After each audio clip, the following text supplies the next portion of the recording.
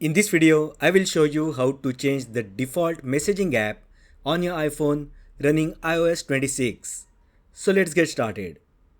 With the latest iOS 26 update, you now have option to switch the default messaging app from the regular Messages app to the apps like WhatsApp or any other supported messaging platform.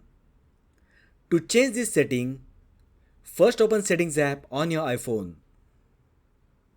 Now scroll all the way down and tap Apps.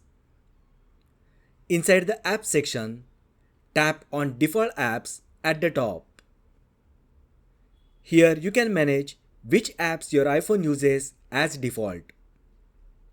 Tap Messaging and you will see that Messages is currently set as the default app.